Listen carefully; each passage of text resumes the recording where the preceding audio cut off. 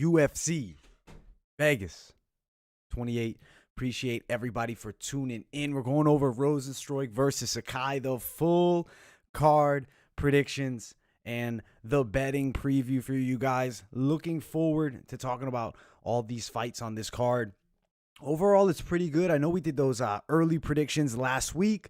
Definitely going to be a couple pick changes. So should be pretty fun to talk about this card. Make sure you guys smash that like button. Goal on this video. Let's break that 100 likes. Let's get into maybe 120 likes. Let's take it far, guys. I appreciate all of you. Subscribe if you guys are new here. And first fight of the night. Let's start it off down at the bottom. Claudio Puelles versus Jordan Leavitt. The Monkey King, one of the most unique nicknames and one of the most probably unique fighters as far as his personality goes. He just seems like a very interesting guy, does Jordan Leavitt. And Claudio Puelles and him, both southpaws. That's something notable. Both like to grapple. Puelles not at the level, in my opinion, of Jordan Leavitt with his top control or even his offensive wrestling. He'll shoot for takedowns, but definitely doesn't have that same physical strength or even speed on his shots that you see from Leavitt. Leavitt is just freakishly strong. When he gets on top, he smothers you from that top position, and his top control is extremely good. Passes guard very well. Overall, the wrestling mixed with the jiu-jitsu, the skill set that Leavitt has developed for himself, extremely high level. I enjoy it a lot. I think he's going to beat Claudio Puelles. There are things Puelles does decently. He's got 5 wins by submission in his own right. He's a decent grappler on the feet. Never been extremely impressed. I'd say he's all right with his striking, bit hesitant at times, but this is Leavitt's fight, and it's going to be a dominant performance, and I think he gets a submission in the second round. Now, let's see if any props are available at the moment. I doubt they are for the early fights, but we have a few that might be worth looking at. Look at that. Claudio Puelles and Jordan Leavitt. Let's see if we get Leavitt wins by submission here. Plus 165, Leavitt submission. He's tapping everybody out. Other method, could it be a TKO? Maybe he unloads the ground and pound from the top position. Maybe plus 670. So if you want to be safer, maybe you play it inside the distance, but it brings you way down to just like the plus 115, plus 120. I feel like the better play is either a straight Leavitt submission bet at plus 165. Could see 3 rounds of like absolutely dominant work towards a decision, but still don't feel that bet as much. I feel like Leavitt's looking for the finish. He's not a guy that likes going the distance, and I think he's going to run through Claudio Puelles. Leavitt at the minus 200 price tag or minus 190, extremely high value. Bet that while you can, and also that prop bet by submission may definitely cash. So I like Jordan Leavitt here. I would say he's a very confident pick, and I think he gets a second round submission win over Claudio Puelles here. Let's get to the second fight. Youssef Zalal versus Sean Woodson. Good matchmaking. At one point, like last year, it seemed as though Youssef Zalal was a hot prospect to watch, somebody on the rise in that 145-pound division. He's now faced 2 straight losses. Ilir Topuria is not a bad loss by any means. And realistically, even Sungwoo Choi, he fought tough competition early in his UFC career, caught some losses, and then he got a win here over Zalal. Woodson on the other side, disappointing loss to Julian Rosa. He was a big favorite in that fight. I don't think anybody really expected him to lose. They thought that would be a showcase fight. Had really good moments. Like, we can't talk just about the defeat. Let's talk about the first 2 rounds. There's good things about Sean Woodson. His boxing skill set is real. I think his amateur boxing record is like 46-3, which is pretty insane.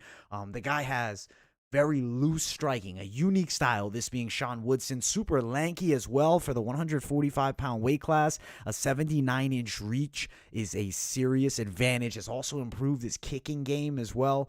Skill set is very good on Sean Woodson, and his takedown defense is not bad either, especially against, the lower tier level guys in the featherweight division. Zalal, modified Thai style, does have good stand-up game and some power in the hands, decent jab, a ton of movement, and honestly, on the ground, sneaky submission skills for Youssef Zalal. My prediction is Sean Woodson winning this fight by unanimous decision, but I still maybe think there's value in a Zalal submission prop bet. Let's see what that's sitting at if it's available here. Zalal is a plus 165 dog to the minus 190 favorite Sean Woodson. If I'm going for that submission prop, let's see. Zalal by submission is plus 1,200. If he's going to win, I lean it towards being by submission, and Zalal has some sneaky subs.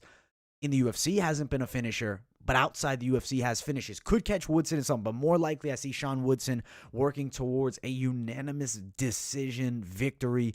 Minus 190 price tag. It maybe is a little bit steep on somebody as unproven as Woodson.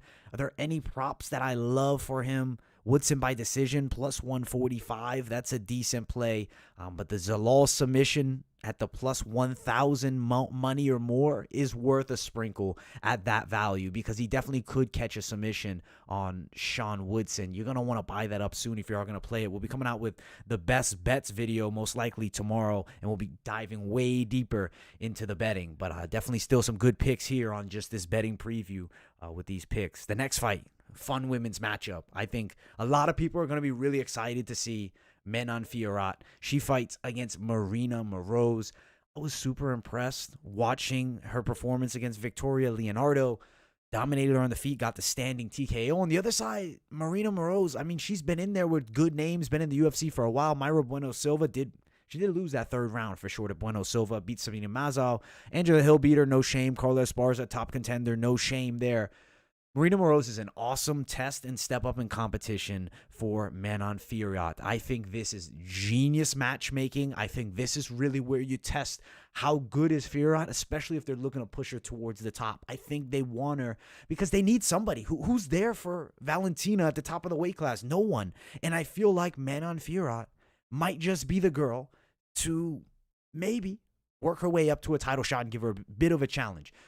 Fiorot is a southpaw with very good striking, has that karate background and Muay Thai background. She's a champion, I believe, in both.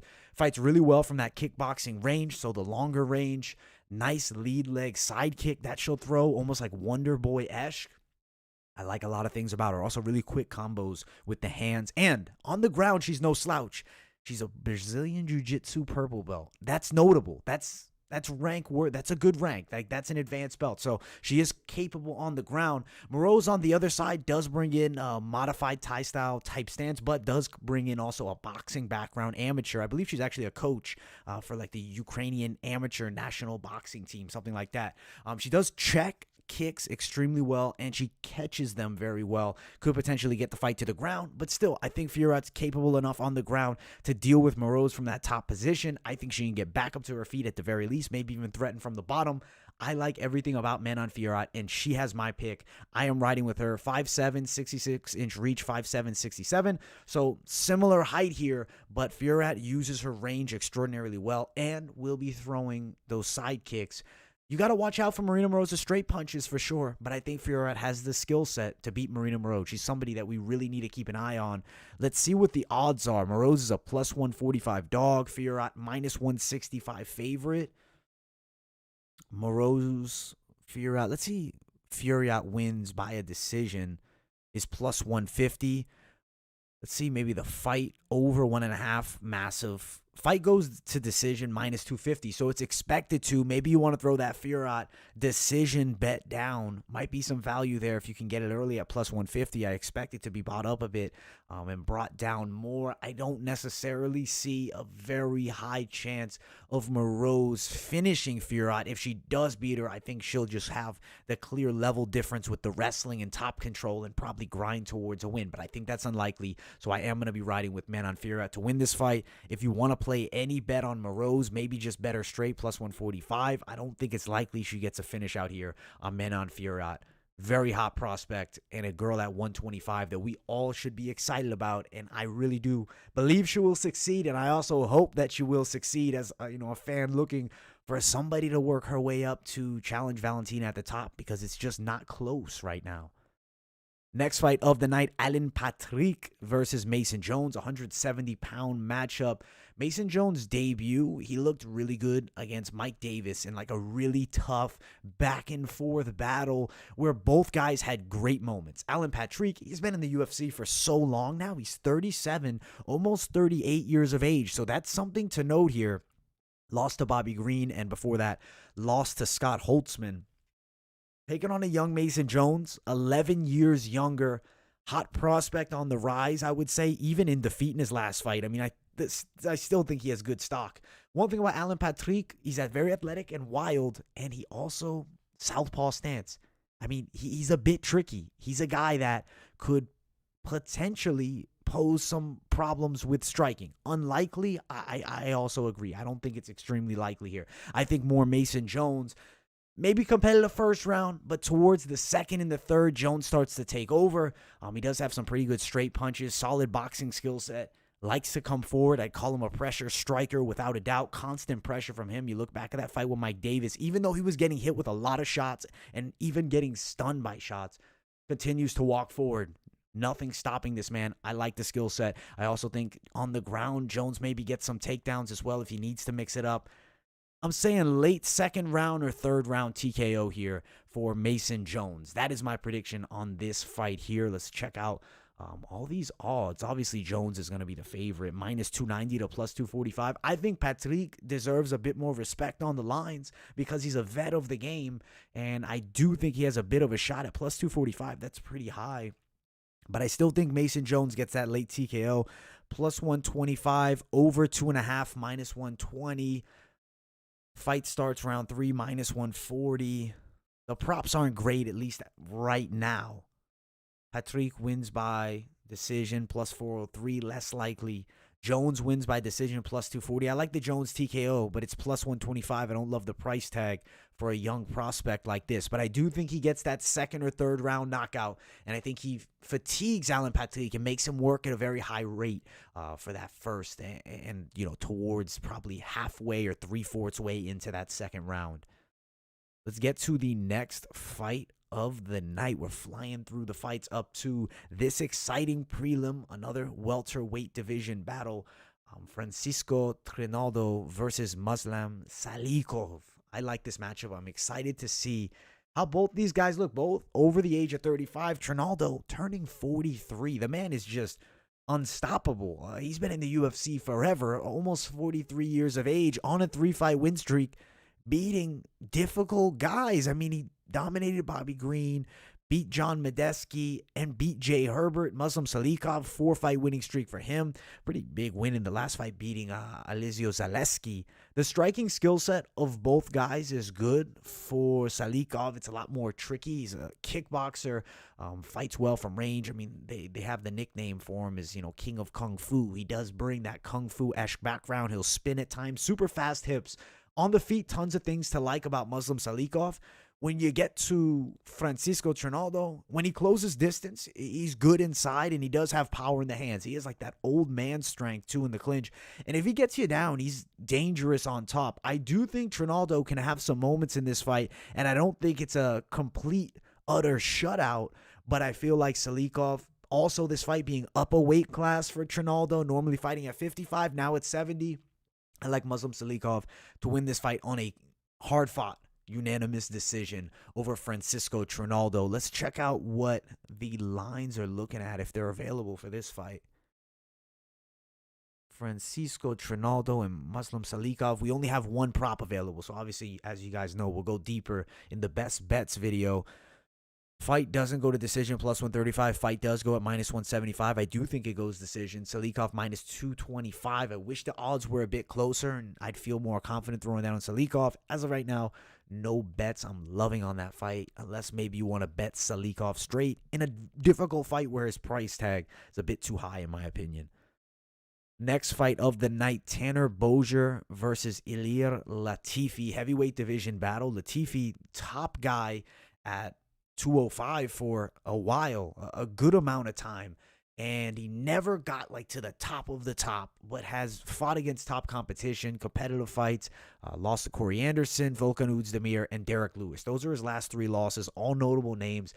I would say relative step down in competition against Tanner Boser, who's good, but recently lost to Arlovsky. 2 wins over some lower-level heavyweights. Does have a loss to Cyril Gane by a decision. Didn't get finished by Gane, but Gane, a guy that's willing to win fights by decision. Tanner Boser is an exciting heavyweight. I had a lot of excitement for him going into that Arlovsky fight. If he would have won that fight, I think he would have really made a name for himself there. But because of that loss, definitely does worry me in this matchup. I don't think that the punching power of Boser is going to be enough to stop Latifi. Latifi's all right with the hands, but the wrestling is where he shines. He'll clinch up and drag the fight to the floor. You got Boser, who's realistically the size of a light heavyweight. I think this is kind of the normal size differential that Ilir Latifi's going to be used to. It's really good matchmaking because Latifi's going to be the heavier guy when they get in there. And also because of that, I think he'll have the physical strength advantage. And I think Ilir Latifi actually wins a unanimous decision with a grappling heavy game over Tanner Boser. Height-wise, 4-inch difference. Reach, half an inch in favor of Tanner Boser. For me, I like Ilir Latifi, and I like him to win a decision as an underdog here. Let's see what the odds are at for Ilir Latifi here. Ilir Latifi plus 170, Tanner Boser minus 200. That's so interesting how Boser opened up as big as he did. I think the value is on the dog in this fight without a doubt here. Stylistically, the matchup that would favor Ilir Latifi. Ilir Latifi by decision, plus 390. I do like that play. I could also see him getting a TKO if he's in that top position and really raining down strikes, but I think less likely. I think more than likely it's Ilir Latifi wins by a decision, plus 515 for that KO prop. Fight goes the distance, minus 120.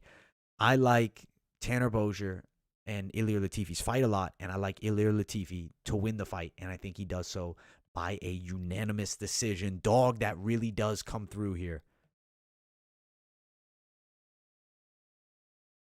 All right, next fight of the night up on these prelims, female bout, 125-pound division, which is an excellent weight class.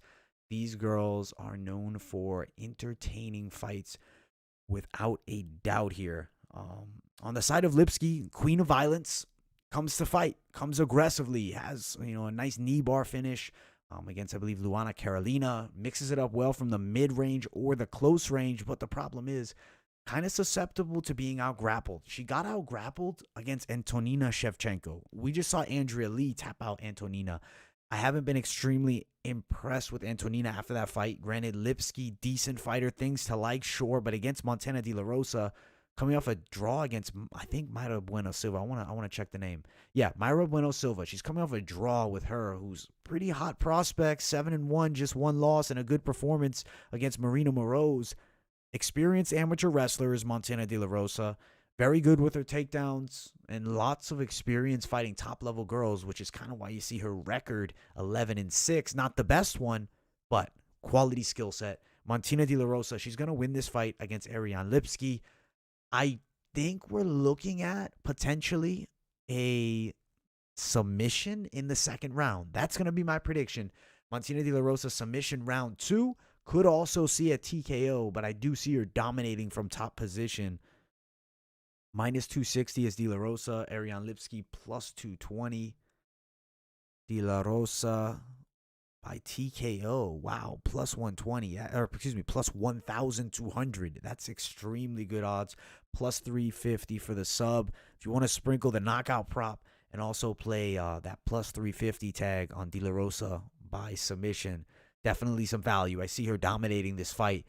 It's women's MMA, which obviously inherent risk, more so than men's for some reason, because we do see the craziest of things happen in women's MMA. But I still think there's value on this play because stylistically the matchup favors Montana De La Rosa substantially here. And that's why I see her winning the fight.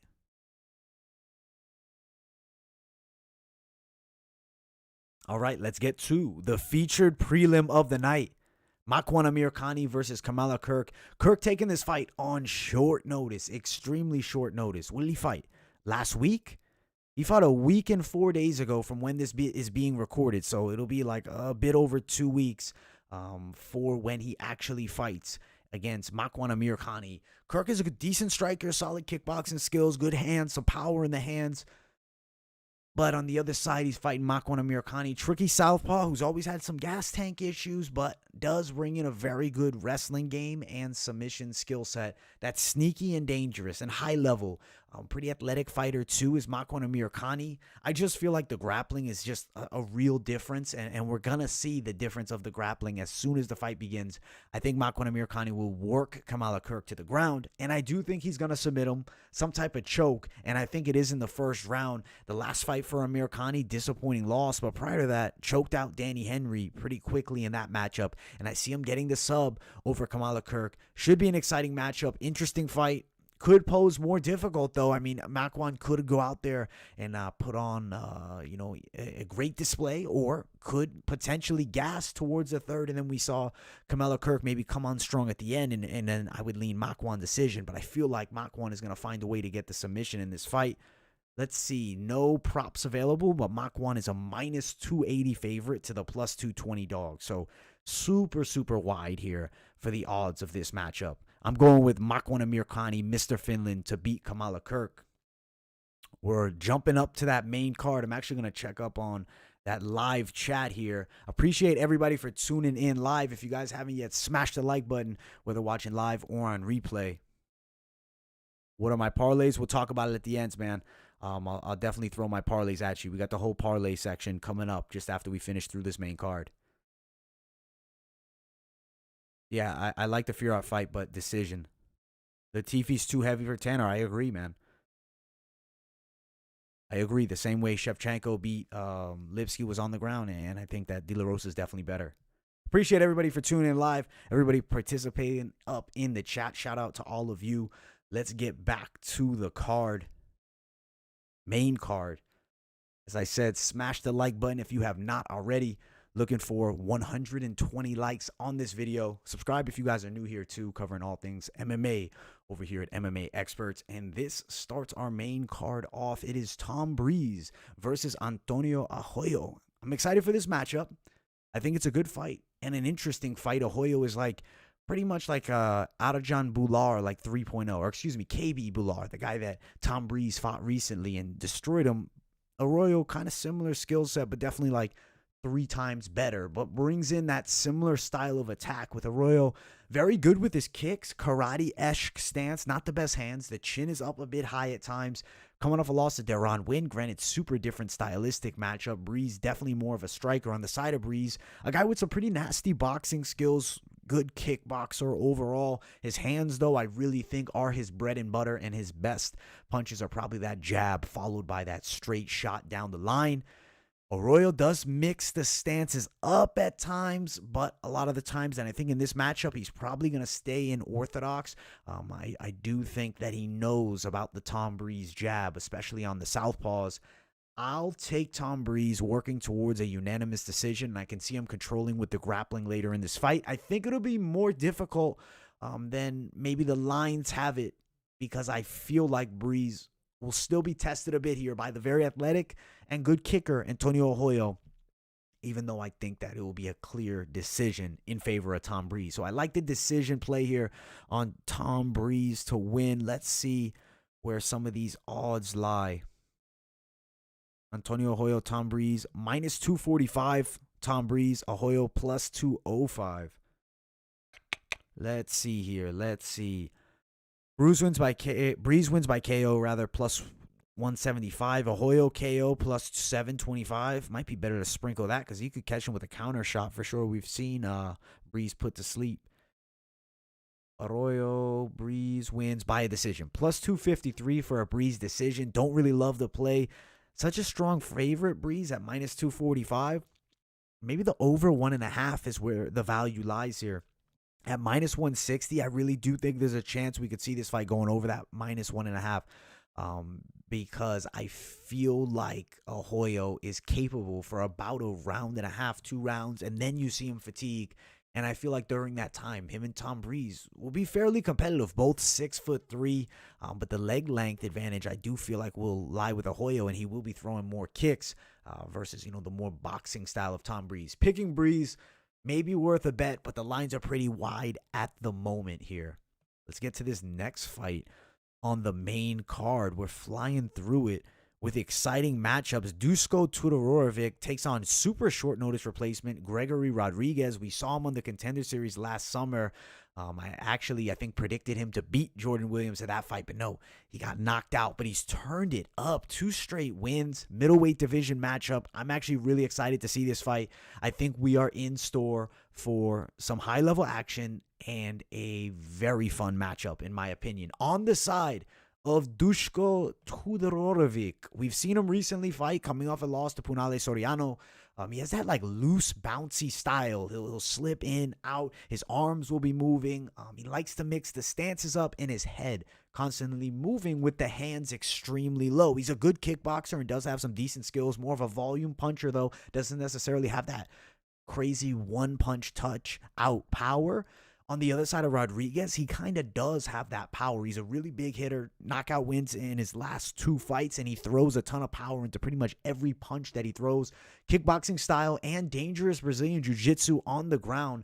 I feel like we're in store for a great striking battle. I think this is going to be a fun fight, and I don't like the way Duško Todorovic keeps those hands low, and for that reason, I got Gregory Rodrigues knocking out Duško in the first round. He'll get over aggressive. He'll be open for a shot. Rodrigues, knockout power and serious knockout power, taking the fight on very short notice. I think he just fought, 2 days ago when this is recording. He just won the LFA belt. I got Gregory Rodrigues beating Duško Todorovic, knockout victory here, and I think it'll be a damn impressive one.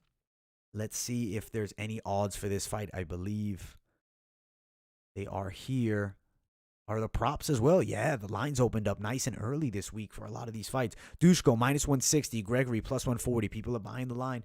It's going to get closer, I believe, because I think a lot of people see the value in the Gregory Rodrigues win, especially that knockout play, +255. I think it has value. I think it's worth a play.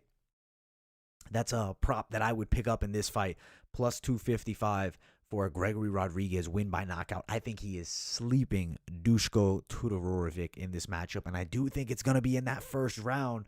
A lot of first-round fights recently for Gregory Rodrigues. Killer be killed, and I think he's going to get the knockout over Duško in this matchup here. So riding Gregory Rodrigues, knockout in the first, as the dog, I think, will really come through barking and biting heavy.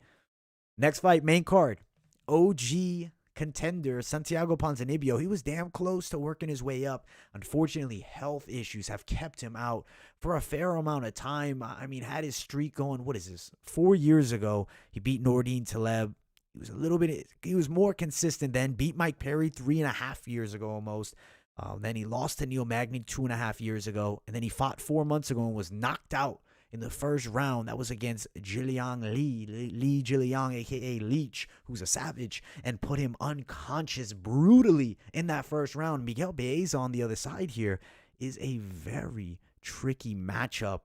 I am kind of surprised that they're throwing Ponzinibbio back out there with another high-level striker with finishing ability, especially as young as he is, 28 years of age versus 34, a guy who's been plagued by the health issues. Ponzinibbio is a good striker, and when he's on his game in his prime, he's always looked good. Is he necessarily out of his prime? No, maybe not, but he looked aged in the last fight, and I think everybody would agree. He got touched. Granted, he didn't see the shot, but he went immediately out. He reacted to a ton of feints also and just looked like serious ring rust. He only got 4 minutes in that fight. That was 4 months ago. Is it good that he's turning around this quick? Maybe. We might see Santiago look like the OG, but I don't believe he will, especially approaching that 35, not super active. I'm going with Baeza. On the side of Baeza, the skill set you get from him is nasty kickboxing, extremely good low kicks, highly skilled with his range management, gets in and out, and he also takes a pretty good shot. Matt Brown did hurt him in that fight, but he was able to recover, come back, and win that fight and brutally beat Matt Brown. Also, that powerful straight hand is something on the side of Baeza you got to watch out for, and I think it's going to land on the chin of Santiago Ponzinibbio. I'm taking Miguel Baeza to win this fight by knockout in the first round. I think he's putting out Santiago Ponzinibbio maybe worse than we saw Li Jiliang do to him. At the -125, the odds are close. It is a competitive fight. I got to say, yes, I'm saying first round knockout, but Ponzinibbio is still a dangerous fighter, even if he does get caught and knocked out here. Let's find the odds. +110, -130. Let's just see the fight does not go the distance. It's minus 175. So it's expected not to. Baeza by a knockout plus 177. Ponzinibbio by a KO plus 325. If Ponzinibbio were to win, I don't know why the plus 1550 submission tag maybe has the true value if you're looking to play a prop on this fight. Plus 1550, I mean, that is a ton. So maybe value on that, but I'm picking Baeza to win this fight by knockout in the first round. If Ponzinibbio sometimes maybe somehow survives, gets into some part of the second round, gets the fight to the ground, Baeza getting a bit tired, maybe he sinks that submission and that crazy prop ends up cashing. But riding with Baeza, and I like the knockout prop for him. The side of Ponzinibbio is more of like a high risk play. I would say maybe throw him for the submission. But we'll go into the bets deeper on that best bets video coming up in the next day or so. Featured bout of the night. We're already at the featured bout. Roman Dolidze, Laureano Starpoli, middleweight matchup. You got Dolidze, who came down from the light heavyweight division, had some success there, 2 wins. Laureano Starpoli coming up from 170 pounds, missed weight in that last fight. Lost to Tim Means. He wasn't expected to lose. Lost to Muslim Salikhov, who's a tricky striker. Not a super disappointing defeat. Trevin Giles was the last man who fought Dolidze, and he beat Dolidze. Competitive back and forth, but slightly edged the way of Giles. In this fight here, there's a lot of things to like on the side of Dolidze in this matchup. He's a grappler who's extremely good with his Brazilian Jiu-Jitsu. You got to watch out for the leg locks. He does shoot for probably too many of them, but he does have decent leg locks. He likes to throw head kicks from range as well, and I would say Dolidze is a decent striker. Got a knockout against Kadisi Bragamov in his UFC debut. Granted, doesn't mean a ton. It's Kadisi Bragamov, and we saw him lose several fights after. But still, Dolidze has something to offer on the feet. On the other side, Starpoli's pretty good with his boxing skills. I'd call him a solid kickboxer too. He has pretty fast hands, and I really do think, striking-wise, he's going to have a speed advantage. Could be a problem. Maybe he lands some chopping leg kicks and a counter straight that could hurt Dolidze in this matchup. But I think more likely you're going to see Dolidze wrestle the hell out of Starpoli. I think Starpoli's a bit susceptible to the takedown, especially in certain matchups. And this being, in my opinion, that difficult matchup, I am riding Roman Dolidze to win a unanimous decision over the difficult Laureano Starpoli.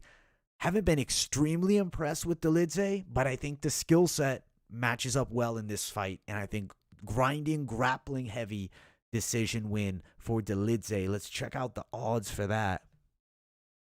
Roman Dolidze and Laureano Starpoli minus 312 for the over 1.5. I do think it goes. I think fight goes decision. It's minus 155. Dolidze wins by a decision is plus 190. So they do suspect him grinding out a decision win. Starpoli wins by a knockout, sitting at plus 605. Not super likely, especially with that size difference. I like the play on Dolidze straight at the minus 140. I think it's a decent price. You know, he's a younger prospect, but has been in the UFC for a bit of time now, fighting a smaller guy in Laureano Starpoli. He should be a good to-go play, and I'm riding Dolidze wins this fight by a unanimous decision over Laureano Starpoli in our featured bout. Let's move on up. It's co-main event time, and it's a damn good co-main event. I'm super excited to see these heavyweights go at it. Opposites right now for their careers. You have Tybura, who's on a roll, looking good, 4 fights in a row. On the other side, Walt Harris looked decent against Overeem, granted gassed out and then just destroyed by Volkov. Granted, those are the top guys in the heavyweight division. Tricky matchups. On the side of Tybura, I mean, the last fight for him, he beat a decent fighter in Greg Hardy. Greg Hardy's got some knockout power. Ben Rothwell prior to that, which is probably a bigger win. Grisham and Sergey Spivak, who's also pretty good. And Walt Harris has a familiar fight against Spivak. He knocked him out in 50 seconds. 12-second knockout of Oleksiy Oleinik.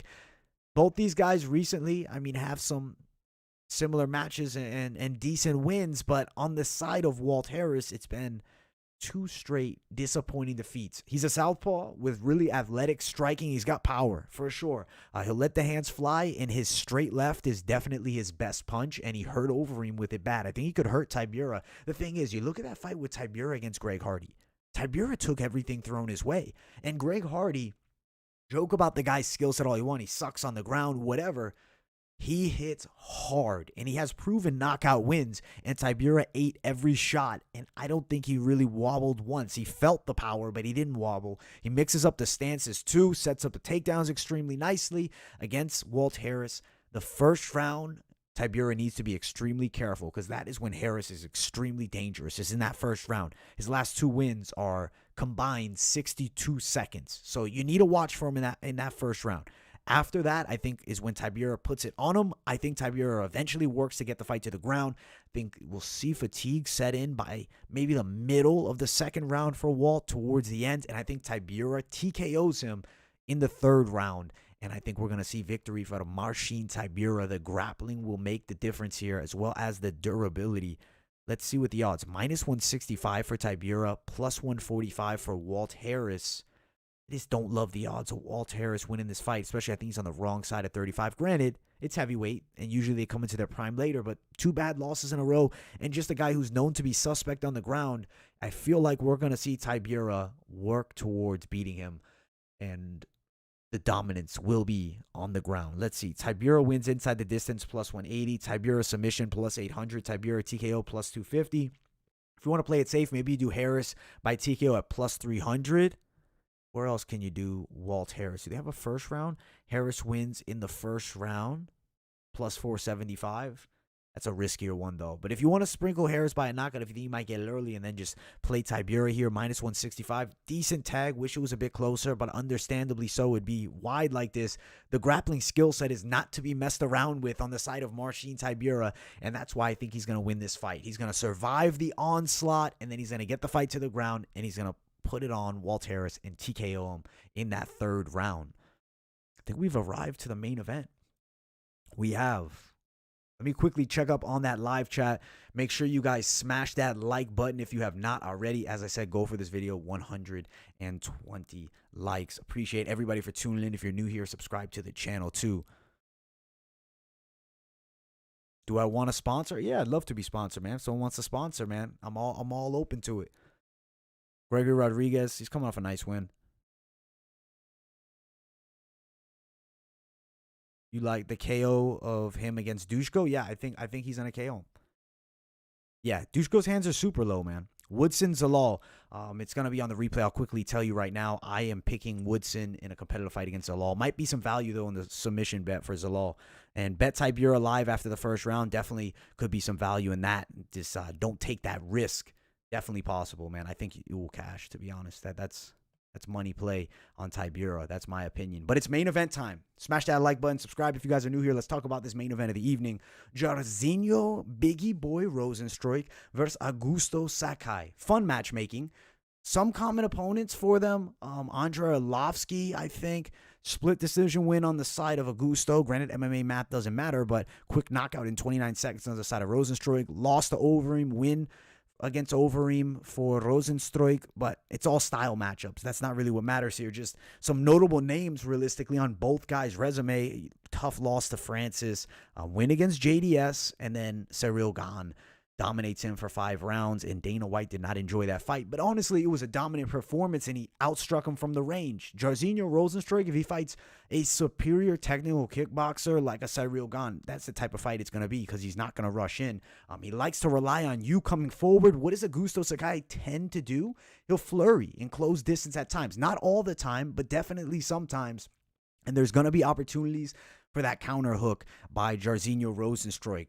I would say like a modified Thai style is what Augusto Sakai brings to the table. In that Thai clinch, he is very dangerous. Still needs to watch for that hook of Jairzinho Rozenstruik. And honestly, I'd say Augusto Sakai is a fairly quick heavyweight, one of the quicker ones, and he does have some decent flurries, definitely some awkward ones. On the side of Jairzinho, has fought professionally with kickboxing, a good amount of fights, nasty low kicks, and really serious knockout power in his hooks. Like he put Arlovski out quick, he dropped Overeem, he dropped JDS. He hits hard. Really hard, and he picks his shots well, which is why his last fight was not all that entertaining against Cyril Gane. It was just him getting picked apart from the outside. He couldn't close the distance. In this fight, reach is similar, height is similar, volume striking on the side of Sakai, literal one-touch knockout power on the side of Jairzinho Rozenstruik. He's a heavy hitter, Size-wise, they're very similar. 6'4", 6'3", 78, 77. They're about the same size. I think Jairzinho Rozenstruik finds a way to the chin of Augusto Sakai, and I have Jairzinho winning this fight by knockout, and I think he does it in the second round. The power is the big difference in this matchup. I feel like Jairzinho Rozenstruik finds a way to touch the chin of Augusto Sakai. If I'm Sakai on the other side, I'm coming in with a grappling heavy-ass game plan. And if he does do that, might be some value in the prop bet of Augusto by a submission here. Sakai by submission, plus 1,025. When you see that juicy of a price tag, you sprinkle a little something down because you're going to get so much back with that play. So Sakai, maybe by a submission, might be some value there. I think Rozenstruik by knockout, plus 155, not a ton of value. Fight does not go the distance here, minus 245. I think it's unlikely it does, but it definitely could because these guys have been to the later rounds before. I'm riding with Jairzinho knockout at minus 115. He's a decent straight play. It's heavyweight MMA, so really crazy shit can happen, especially in this matchup when both guys can strike. Both guys are capable enough on the ground. I would give slight advantage to Augusto Sakai, but I just don't necessarily know if he's going to get there with Jairzinho Rozenstruik. But we'll see what game plan he comes with. I think Rozenstruik finds a way to touch the chin, but as I said, still value on that Sakai prop bet in that plus 1,000 money for the submission. But we're riding Rozenstruik by a knockout. Overall, we are looking at a super exciting card. I cannot wait to see what happens in this card. Pretty soon, probably in the next minute, we'll get to the parlays to play, but let me check up on that live chat. No MMA on right now, man. We're doing predictions for next week. Yeah, Rozenstruik does have the power. Big power. Let's get to the parlays to play. This will be a more betting style. We'll talk about some potential plays. This won't be the deep betting breakdown that's coming, so make sure you guys subscribe if you haven't yet. We're doing the best bets video. I want to wait till all the props come out, so probably tomorrow if they are released, so we can just go super deep, talk about some prop plays, some different parlays to play, and just so many valuable things here. But right now, we'll talk about some parlays that might have some value here that could come through and land nicely for us. Ilir Latifi dog play with Roman Dolidze could have value at plus 363. That's the first one I listed, but not really my first recommendation by any means. If I'm looking to really try to play it safe here, I like Leavitt to win the fight, and I like De La Rosa, but it's women's MMA. Still, it's a plus 108 price tag. 2-fight parlay is normally the way to go. At plus 108, Leavitt and De La Rosa, decent value there, but if you're not playing women's MMA, and I don't knock you for not, Sean Woodson, plus 129. He should win, but that's more risky. Fight goes the decision play on that one. Could work, but I still think Woodson wins that fight by a decision. So I like the Woodson play. But is it worth Manon Fiorot? Minus 165 to plus 141. There's definitely some plays, but there's also some danger for doing some of these parlays. Betting straight is definitely the best way to play here. But I do want to give you guys a parlay that I think has some value. Realistically, if you want to parlay up the main event with Leavitt plus 180, definitely some decent value for 2-fight parlays. Like, there's a good amount of them. Breeze can bring you to plus 111, but let's get it going to a 3-fight parlay, something that I think has some more potential value for you. Stylistic matchups, Tom Breeze definitely should beat Antonio Arroyo, but that's still a difficult fight. I feel like Manon Fiorot would be a risk, so I'm really going to have to ride De La Rosa. If you're fine with playing women's MMA, throw De La Rosa down. I also like a Miguel Baeza play for plus 267, but you're getting riskier because there's a lot of competitive matchups on this card that the straight bet might just have more value for. And if you want to throw Rozenstruik, now you're looking at plus 587. Salikhov, plus 892. Realistically, Salikhov should be a pretty safe play, even if you wanted to put him in a 3-fight parlay. I just do worry with that grappling ability and physical strength on the side of Trinaldo. I realistically would say I don't love too many parlays on this card. I think it would be a little bit, superb risk, I guess you could say, if you go too crazy with it, as it is with every card. But I think more so with this one because we have some real competitive matchups, but the straight bets I think are where it's at. If you want to do Makwan and Jordan Leavitt at plus 104, I do think high likelihood this catches.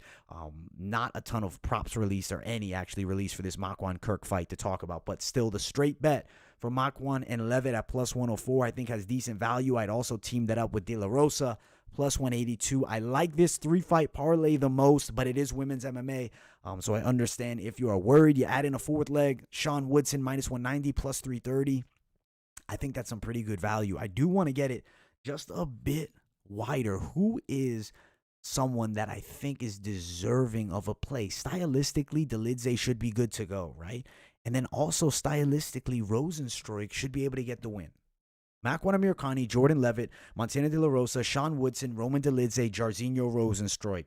This is what I'd call the long shot play. We'll talk more about the best bets, probably tomorrow or the next day, and we'll go even deeper with these parlays. But I want to throw some at you now for a bit of a preview. I think this one could have some serious potential, but you have to be okay with playing women's MMA with that Montana De La Rosa play. If you take her out, still some decent value, but I do think plus 896, it's good, but it's not in the plus 1000s that we're looking for. Overall, though, I think there's going to be some cash to be made on this card. Definitely some entertainment on this card, too. I think we're in store for a good card. I would say for a fight night card, this is at least a B here. Maybe even a B+. But that might be my bias because, there's some names that I really like on this card, like Miguel Baeza, Walt Harris, Jairzinho and Augusto is a great matchup. Seeing Rodrigues in action is going to be fun. Tom Breese. I think the entertainment value of this card is more valuable than the actual name value of all the fighters on the card. Not a ton of, extremely high-level notable names, but a ton of guys that if you are a hardcore of the sport and you're watching cards all the time, pretty much every fighter on this card you've seen fight probably at least once. Overall, super excited for the card. Hope you guys enjoyed this live stream. If you haven't yet, smash that like button too. Let's see what's going on in that live chat before I log off out of here. Yeah, I agree. So-so main event, but great prelims and a fun main event at the very least. Latifi, stylistically, I like the grappling there. They steamed Zalal. Yeah, I was surprised, but I feel like Zalal's going to lose, but he still might have value on a bet, especially by submission.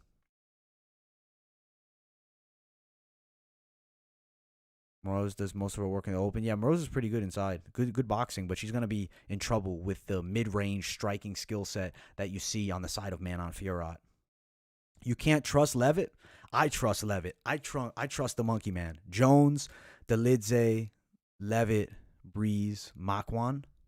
Okay, I think that's pretty good. I think that's a solid play. Let me look at that real quick. Let me bring it up before I sign off out of here.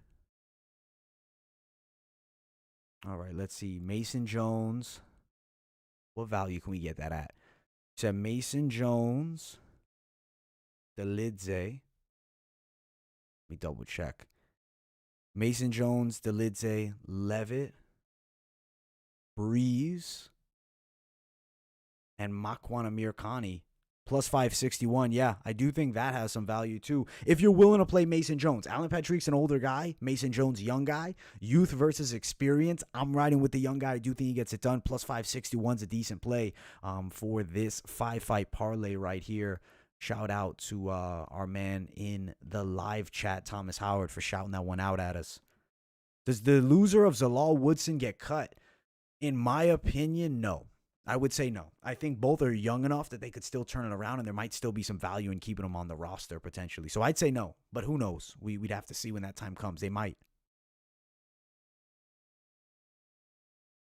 I think a lot of people see value in Starpoli's boxing, and I think maybe it's a bit overvalued.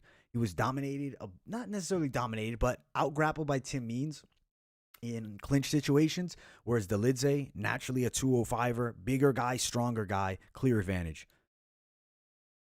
Yeah, exactly. Starpoli is a 170. That's why I was so surprised to see how close that line was. I would say if you're looking to play some bets, you could buy up Dolidze at that minus 140 price tag is a steal, to be 100% honest. Too much of a steal. I mean, stylistically, it's such a good matchup from him. He's going to have a physical strength advantage. He's going to definitely have a grappling advantage, and I think he's definitely going to find a way on top. I will say I think Starpoli's defense might be good enough to go that 3 rounds, though. That's why I like the decision play on that one for sure. Overall, though, excited for this card. Got a lot of fun action in store. More videos on this card definitely coming in the next coming days. We'll be doing the UFC Vegas 28 best bets video probably tomorrow, assuming all the props are dropped. If not, we'll do it the next day. But hoping for tomorrow. If you guys haven't yet, smash that like button. If you're new here, subscribe to the channel too. Welcome to MMA Experts, covering all things MMA. Some exciting fights this weekend. Cannot wait to call them. Thank you all for being here. Like, subscribe. Catch you all in the next video.